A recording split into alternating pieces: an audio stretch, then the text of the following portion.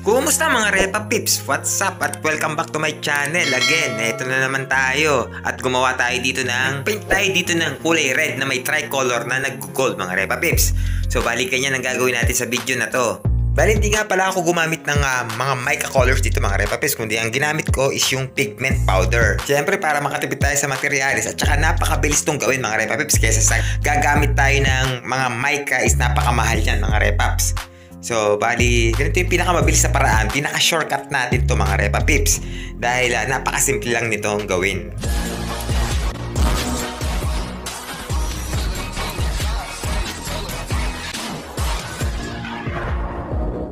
Dahil nga sa shortcut yung pinag-uusapan natin dito mga Repa Pips is kailangan is mabilis tayong gumawa.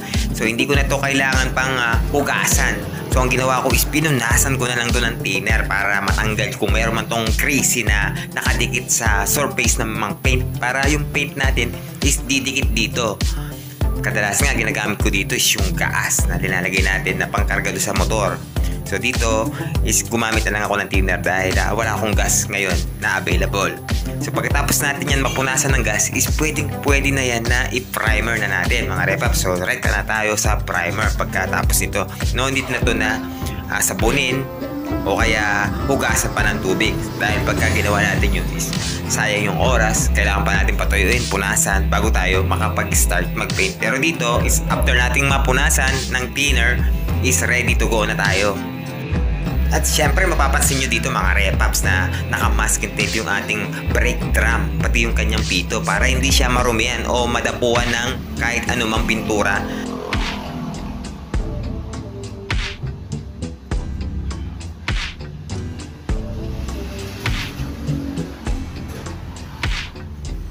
Kagaya nga na sinabi ko kanina, after nating mapunasan ng thinner yung ating mugs is pwede na tayong mag-primer. So bali gumamit ako dito ng spray peeler. So 2 full coats yung gagawin ko dito na may interval na 15 minutes. So hindi to pwedeng biglayin mga Repa Pips. Hindi natin to kailangang kapalan agad. So need talaga natin dito na mag-interval ng 15 minutes bago tayo mag-second coat.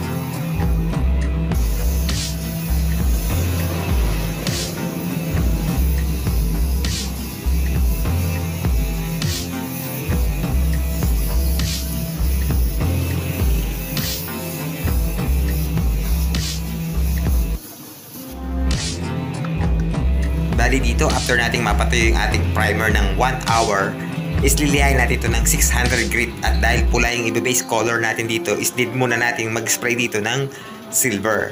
So, kailangan muna nating mag-silver bago tayo mag-proceed sa kulay pula mga Repa Pips.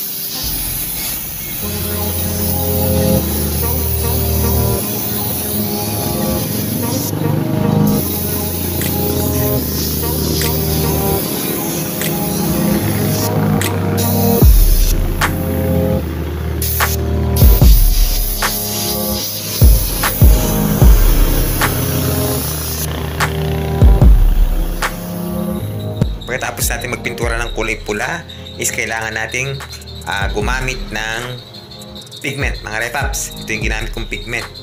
So itong pigment na to is ihalo lang natin to sa konting thinner para malusaw. At pagkatapos nito is ilalagay natin to o ihahalo natin to sa top coat clear. Bali napakamura lang ito mga Repaps. Sa Lazada meron ito. Itong 10 grams na to is nabili ko lang na sa halagang 150 pesos. So matagal ko na itong ginagamit, halos buwan na mga Repaps, hindi pa rin naubos.